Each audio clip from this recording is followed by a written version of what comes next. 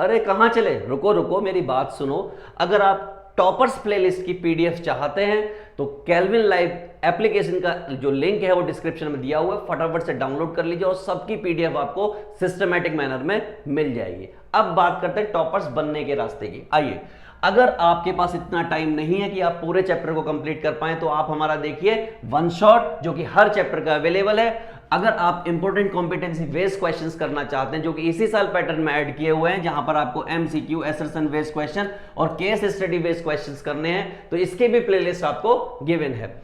Mind map करना चाहते हैं, यानी कि आप सिर्फ किसी चैप्टर पर सिर्फ 10 मिनट लगाना चाहते हैं, तो सारे चैप्टर्स के माइंड मैप अवेलेबल है, आप उनको कर सकते हैं। चैप्टर वाइज इंपॉर्टेंट टॉपिक्स, यानी कहने का मतलब कौन से टॉपिक्स आपको करने हैं, कौन से टॉपिक नहीं करने हैं, क्या इंपॉर्टेंट है और क्या इंपॉर्टेंट नहीं है, उसकी भी सारी वीडियोस आपको प्लेलिस्ट में मिल जाएगी। साथ ही साथ मार्क वाइज क्वेश्चन, अगर आप किसी पर्टिकुलर टॉपिक को स्ट्रॉन्ग करना चाहते हैं और फिगर आउट करना चाहते हैं कि कैसे आप मार्क्स ला पाएं, तो आप 2 मार्क्स के क्वेश्चन, 3 मार्क्स के क्वेश्चन, 5 मार्क्स के क्वेश्चन अलग प्लेलिस्ट में आपको मिल जाएंगे एक्सेप्ट दिस। तो बच्चा पार्टी फटाफट से प्लेलिस्ट को जाइए, सेव कीजिए और यूज करना स्टार्ट कीजिए।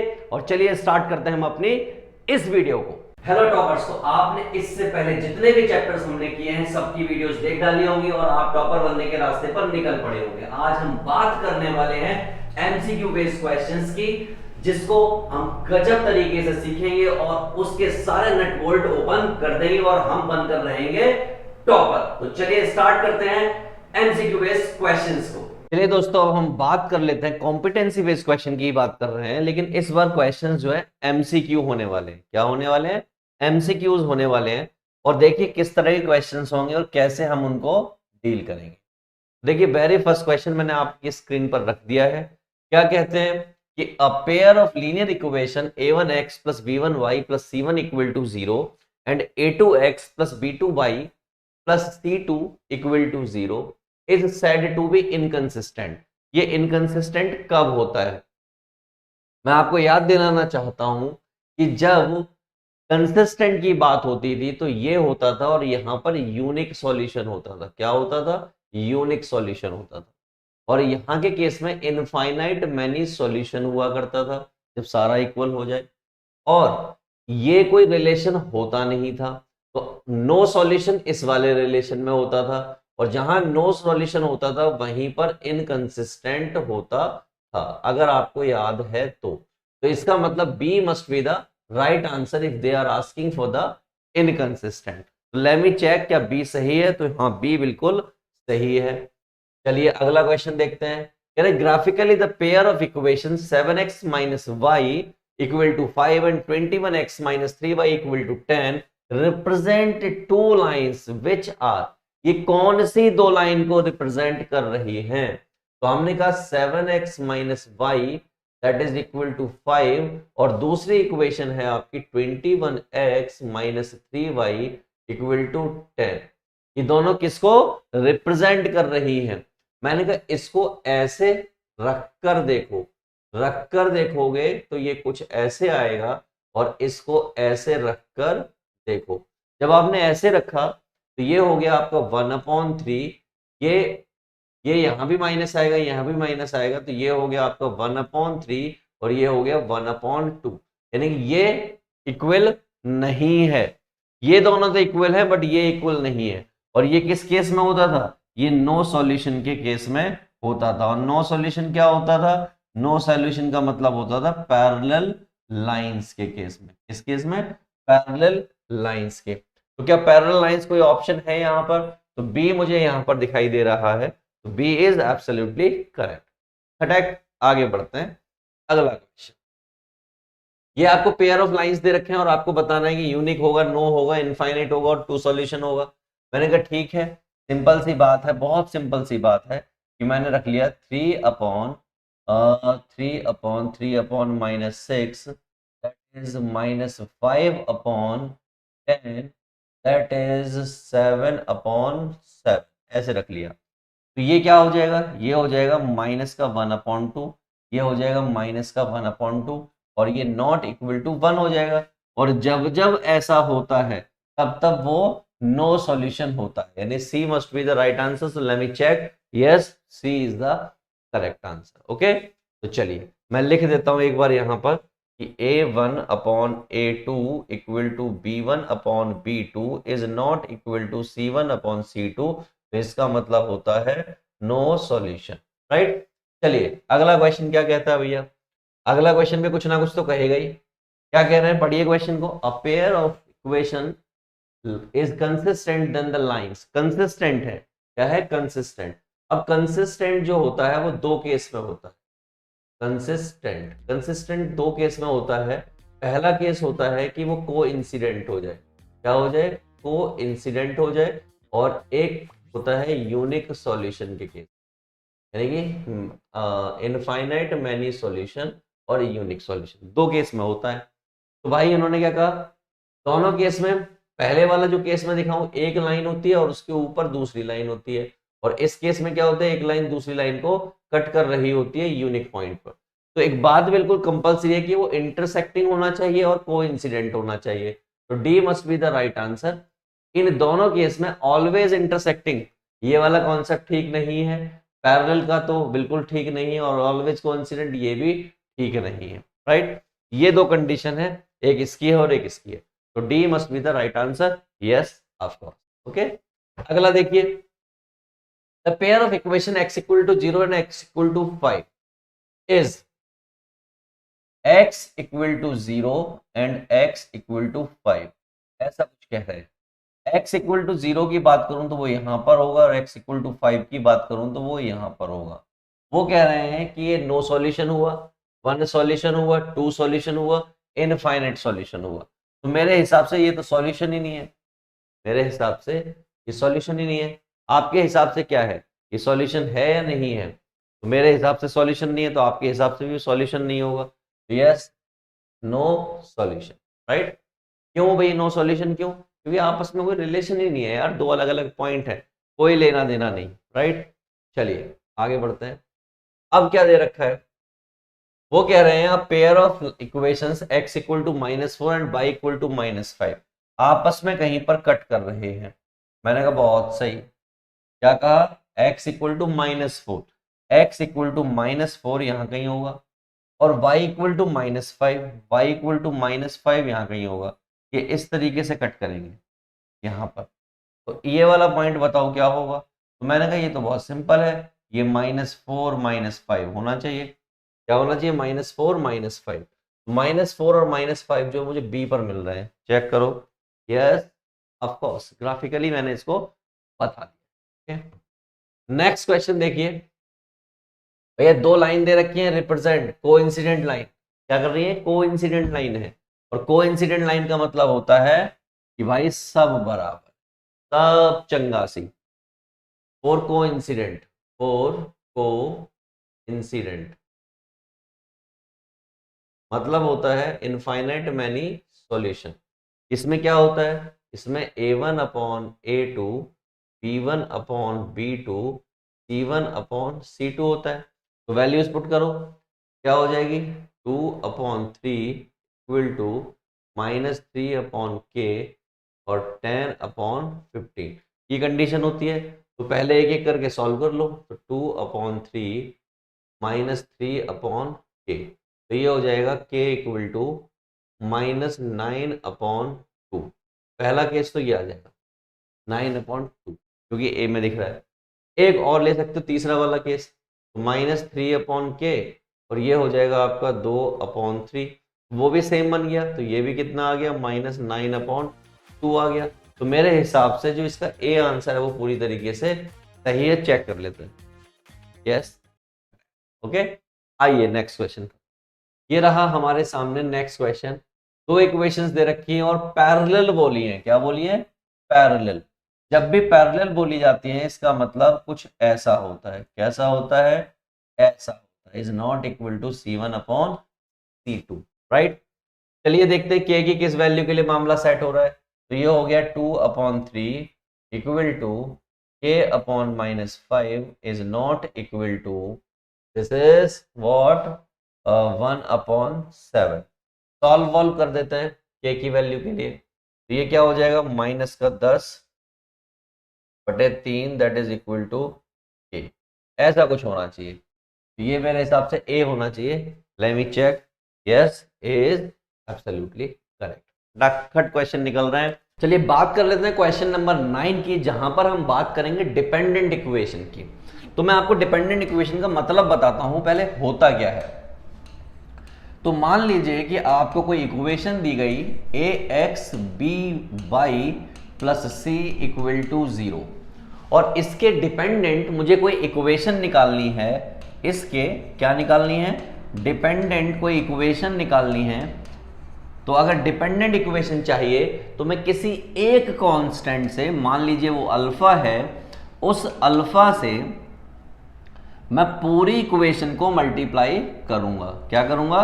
मल्टीप्लाई करूंगा। और मल्टीप्लाई करने के बाद मैं उसको लिख दूंगा। तो लिखते हैं, क्या आएगी? ये आ जाएगी A alpha X B alpha Y और सी अल्फा इक्वल टू 0। ये आ जाएगी। तो आप समझ गए, किसी एक पर्टिकुलर कांस्टेंट से मल्टीप्लाई कर देना, that is what independent equation ढूंढना। सॉरी, डिपेंडेंट इक्वेशन ढूंढना। ये देखिए, डिपेंडेंट इक्वेशन ढूंढना। इंडिपेंडेंट कौन सी होगी? इंडिपेंडेंट वो इक्वेशन होगी कि किसी एक पर्टिकुलर कांस्टेंट से मल्टीप्लाई नहीं हो रखा होगा। तो मैं यहां पर आपको बताता हूं कौन सी डिपेंडेंट है और कौन सी इंडिपेंडेंट है। चलिए पहले इक्वेशन की बात करते हैं। मेरे पास इक्वेशन है 2x plus 5y equal to 3। क्या इससे पहला ऑप्शन जो है 2x plus 5y equal to 6 आ सकता है? दुनिया के किसी भी नंबर से मल्टीप्लाई कर डालिए, इससे ये नहीं आ सकता। अगर पूरे में मल्टीप्लाई कर रहे हो नहीं आ सकता, तो इसका मतलब ये गलत है और इसको क्या बोल देते हैं हम? इंडिपेंडेंट बोल देते हैं। क्या बोल देते हैं? इंडिपेंडेंट। हमें क्या ढूंढनी है? डिपेंडेंट ढूंढनी है। फिर चलते हैं दूसरे ऑप्शन पर। दूसरा ऑप्शन क्या है? 3x plus 5y, that is 3x plus 5y equal to 3। भैया इस इक्वेशन में और इस इक्वेशन में मैं इस इक्वेशन को किसी भी कांस्टेंट से मल्टीप्लाई कर लूं, लेकिन ये नहीं आएगा। और अगर ये नहीं आएगा तो ये भी क्या हो गया? रिजेक्ट हो गया। और ये भी किस कैटेगरी में आ गई? इंडिपेंडेंट वाली कैटेगरी में आ गई। अब हम बात करते हैं तीसरी इक्वेशन की। तीसरी इक्वेशन के केस में अगर मैं इसको -5 से मल्टीप्लाई कर दूं, किससे कर दूं? -5 से, तो ये क्या हो जाएगा? -5 2x प्लस 5 इक्वल टू 3। मैंने मल्टीप्लाई किया, क्या हो जाएगा? -10x minus 25y equal to -15। और इस 15 को इधर की तरफ उठा लाओ तो क्या हो जाएगा? माइनस का 10x माइनस का 25y प्लस का 15 इक्वल टू 0। क्या मैच कर रही है? तो आप कहेंगे यहाँ एकदम खटाखट मैच कर रही है। तो इसका मतलब ये कौन सा केस आ गया? ये आ गया डिपेंडेंट वाला केस। और हमें ढूंढना भी क्या था? हमें इस क्वेश्चन में ढूंढना भी डिपेंडेंट लीनियर इक्वेशन वाला केस है। लेकिन मैं आपको चौथा वाला केस, यानी कि ये तो मेरा सही हो गया, लेकिन चौथे वाले केस को भी मैं आइडेंटिफाई कराना चाहता हूं। मैं दुनिया के किसी भी नंबर से इस इक्वेशन को, किसको? इस इक्वेशन को अगर मल्टीप्लाई करूंगा तो ये नहीं आ सकता। देखिए यहां पर 5 का प्रोडक्ट दिख रहा है, 5 दूने 10। यहां पर 5 इंटू 5 दिख रहा है, यानी कि कांस्टेंट टर्म क्या है? 5 है।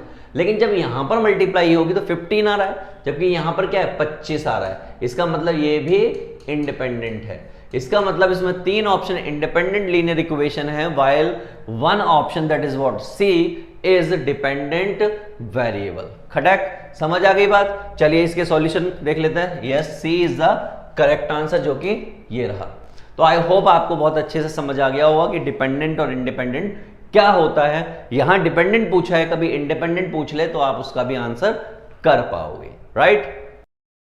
भाई x इक्वल टू ए है, y इक्वल टू बी है, is the solution of this equations and value of a। तो हमने कहा कोई दिक्कत नहीं है, ये x इक्वल टू ए है और ये y इक्वल टू b है।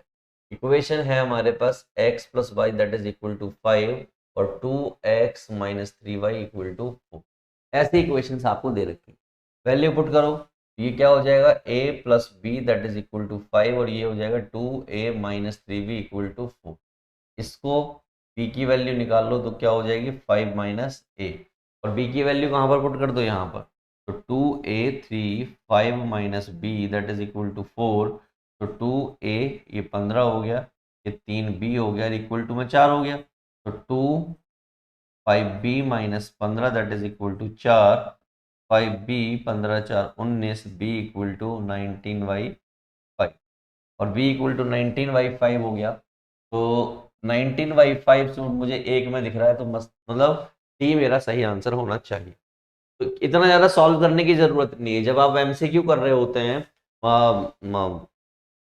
सिंगल करेक्ट क्वेश्चन कर रहे होते हैं, तो आप इस तरीके से कर सकते हैं। एक ही वैल्यू दिख गई फ्रैक्शन में दिखी और कहीं फ्रैक्शन में है नहीं, तो वही आंसर होगा। ओके, चलिए अगला कह रहे हैं graph x equal to -2 is a line to parallel, किसके पैरेलल होगा? तो ऑब्वियस सी बात है, आपको पता है ये आपकी x एक्सिस होती है और ये आपकी y एक्सिस होती है।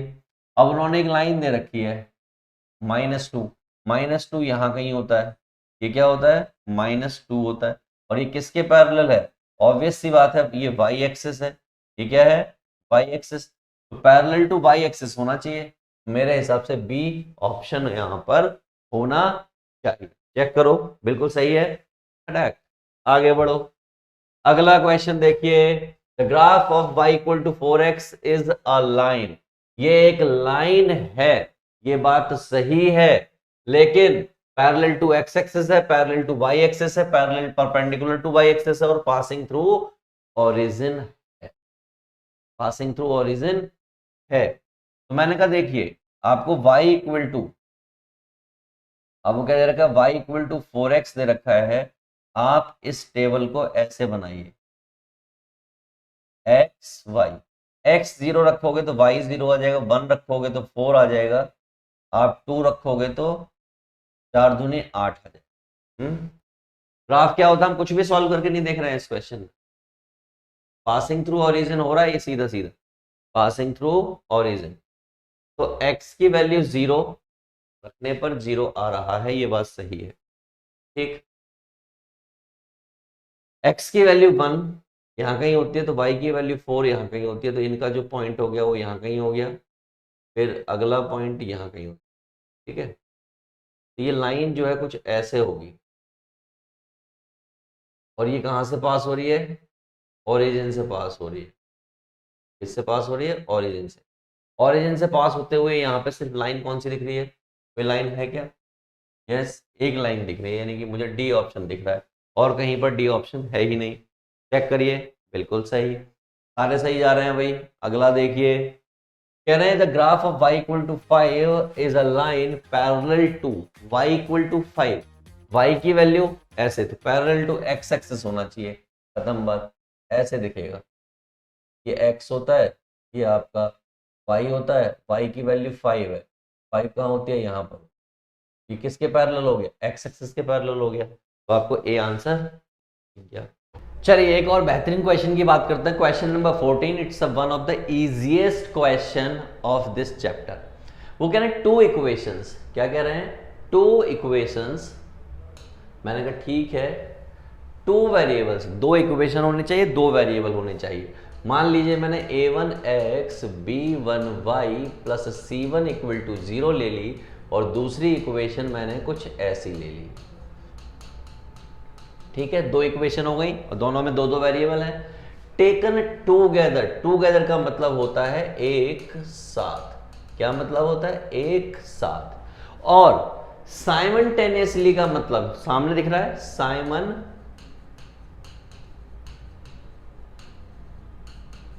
का मतलब भी एक साथ ही होता है, दोनों का मतलब एक साथ है। तो पहला ऑप्शन दे रखा लीनियर इक्वेशंस, यस ये दोनों लीनियर इक्वेशन है, एक साथ हैं, लेकिन उसने पूछा है कि एक साथ होनी चाहिए, क्या होनी चाहिए, एक साथ होनी चाहिए। तो अगर दो इक्वेशन एक साथ हैं तो उनको सिर्फ लीनियर इक्वेशन नहीं बोलते, उनको सिर्फ लीनियर इक्वेशन नहीं बोलते। अगला ऑप्शन है क्वाड्रेटिक इक्वेशन, तो भाई लीनियर इक्वेशन लिखा हुआ, टू इक्वेशन टू वेरिएबल, दो इक्वेशन दो वेरिएबल में क्वाड्रेटिक इक्वेशन होती ही नहीं है, क्योंकि आपने क्वाड्रेटिक इक्वेशन ऐसी देखी होगी, कैसी देखी होगी, A X square plus B X plus C equal to 0। यहां पर वन वेरिएबल है, क्या है, वन वेरिएबल है, और जबकि यहां पर क्या कहा है, टू वेरिएबल, तो ये ऑप्शन आपका वैसे भी नहीं हो सकता। अब आया ये वाला वर्ड, इस वाले वर्ड को हम टूगेदर बोलते हैं, क्या बोलते हैं, टूगेदर। यहां पर भी क्या लिखा है, टूगेदर, इक्वेशंस लिखा है, कुछ नहीं बोला, इसका मतलब लीनियर इक्वेशंस हो गई। तो yes, C is the correct answer. यानी कि जब हमने दो इक्वेशन को एक साथ ले लिया तो साइमल्टेनियसली बोलना या फिर टुगेदर बोलना, एक साथ बोलना, तीनों वर्ड का एक ही मतलब होता है, तो वो ये वाला केस हो सकता है। यानी कि C is the correct answer. Let me check, कहीं कोई ऑप्शन दे रखा हो तो। Yes, C is the correct answer. I hope आपको एक क्लियर हो गया होगा कि हमने इसको साइमल्टेनियसली क्यों बोला अगर उन्होंने टुगेदर दे रखा, क्योंकि दोनों का मीनिंग एक ही होता है, दैट इज व्हाट, एक साथ। लास्ट की तरफ चल रहे हैं। Then the system of equation this has, क्या हो जाएगा भाई, क्या हो जाएगा, A upon L B upon M C upon N. Question वाले भैया ने ये ऐसा कुछ दे रखा है, ये क्या दे रखा है, इसको देख लीजिए। उन्होंने दिया है कि जो ए एम है is not equal to B L है, ठीक। इसका मतलब मैं कह सकता हूं A L is not equal to B M, ऐसा कह सकता हूं। और ये केस यूनिक सॉल्यूशन के केस में आता है, यही यहाँ पे लिखा हुआ है, ये देखिए। इसका मतलब यूनिक सॉल्यूशन होना चाहिए, A must be the right answer, ये रहा राइट आंसर। ओके, खट क्वेश्चन होगा। अगला क्वेश्चन देखिए, if the equation this the value of y is this then the value of x। अरे बड़े घटिया क्वेश्चन पूछ रहे हैं, इतना घटिया क्वेश्चन पूछोगे, इतना घटिया question, x plus 2y equal to 10 और मुझे y इक्वल टू 6 गिवन है, तो x plus 2 into 6 that is equal to 10, तो x इक्वल टू 10 माइनस 12 और x इक्वल टू कितना आ गया, माइनस का 2। माइनस का 2 कहीं पर दिख रहा है, तो ये सॉरी ये आपको माइनस का 2 यहां पर दिखाई दे रहा है, right. This is all about question number, यानी कि ए पार्ट होना चाहिए, तो A is the correct answer. Clear है भाई, कोई दिक्कत तो नहीं है। चलो आगे बढ़ते हैं। The graph of the line is this, क्या लाइन का ग्राफ होगा भाई, 2x plus 3y equal to 5 is straight line होगी, वर्टिकल लाइन होगी, हॉरिजॉन्टल लाइन होगी। 2x प्लस 3y की बात कर रहे हैं तो वर्टिकल लाइन का कोई सेंस नहीं है, हॉरिजॉन्टल लाइन का कोई सेंस नहीं है। मेरे हिसाब से ये स्ट्रेट लाइन होनी चाहिए, क्योंकि ये जो लाइन बनने वाली है, ये कुछ भी बने, ये कुछ भी बने, ये हो सकता है ऐसे जाएगी, हो सकता है ऐसे जाए, हो सकता है ऐसे जाए, कैसे भी जाए, लेकिन ये लाइन कभी भी ऐसे नहीं जाएगी, ना तो ये कभी ऐसे जाएगी, ना ये लाइन कभी ऐसे जाएगी, ये केस भी नहीं हो सकता। तो मेरे हिसाब से स्ट्रेट लाइन होनी चाहिए, तो yes, B is absolutely correct. Okay, चलिए आगे बढ़ते हैं। अगला क्वेश्चन एक और सामने है, नॉन जीरो सॉल्यूशन, कह रहा वैल्यू होनी चाहिए और कोई भी जीरो नहीं होना चाहिए, है ना। तो ये हो जाएगा, सॉल्यूशन भी बोल रहा है वो, तो 3 upon K is not equal to 5 upon 10, तो ये क्या हो जाएगा, 5 दूनी 10, तो k is not equal to 6। तो भाई ऐसा कुछ होना चाहिए, यस बिल्कुल सही। चलिए नेक्स्ट 19वां क्वेश्चन, इनफाइनाइट मैनी सॉल्यूशन की बात कर रहा है। इनफाइनाइट मैनी सॉल्यूशन की अगर बात कर रहे हो भाई साहब, और आपको इक्वेशन दे रखी है x plus K plus 1 that is y equal to 5 और k plus 1 x plus 9y और equal to 8k minus. Simple बात बता रहा हूँ, बिल्कुल सिंपल बात ये बता रहा हूँ कि यहाँ पर 1 दिखाई दे रहा है। इनफाइनाइट मैनी सॉल्यूशन के लिए कंडीशन ये होती है, कौन सी कंडीशन होती है, ये वाली कंडीशन होती है इस कंडीशन के अलावा कुछ होता नहीं है। और अगर ये वाली कंडीशन होती है तो आपको जुगाड़ फिट करना ही पड़ेगा। कैसे होगा जुगाड़, कैसे? मैंने कहा ऐसे होगा, 1/k+1, k+1/9, ठीक है, और 5/8k-1। दो को सॉल्व कर लो, हिसाब किताब आ जाएगा इनफाइनाइट मैनी सॉल्यूशन के लिए। तो पहला ये है, तो ये हो जाएगा k+1 that is equal to 9। यहाँ तक ठीक है? ठीक है। ये हो जाएगा k+1 that is equal to +-3, और k इक्वल टू हो जाएगा +3 -1 -3 -1। ये आपका 2 आ गया और माइनस का 4। तो 2 माइनस का 4 ऑप्शन में ही नहीं है, ये तो रिजेक्ट हो गया। एक और केस हो सकता है, एक ये वाला केस हो सकता है। तो मेरे हिसाब से 2 वाला हो सकता है सही। यहां भी देख लेते हैं, ये क्या हो जाएगा, ये हो जाएगा k+1 एंड 8k-1, 5 निम 45। ठीक है, आओ यहाँ पर, ये हो गया 8k² k 8k-1 45, 8k² +7k इधर आ गया, तो क्या हो गया ये -46 इक्वल टू 0। जोड़ घटा गुणा भाग करते रहोगे तो मेरे हिसाब से ए इसका ऑप्शन आ जाएगा। ठीक है, दिख रहा है वो मुझे यहाँ से। ठीक है, चलिए आगे की तरफ बढ़ते हैं। क्वेश्चन नंबर 20 में क्या कह रहे हैं, value of this case has no solution. कह रहा है कोई सॉल्यूशन नहीं होना चाहिए। कोई सॉल्यूशन कब नहीं होता है, कोई सॉल्यूशन तब नहीं होता है जब इक्वेशन यानी कंडीशन कुछ ऐसी आ जाए। एक तो इसका मतलब pk+1/k² +1 3/k-2 not equal to 2/5, ये कंडीशन है।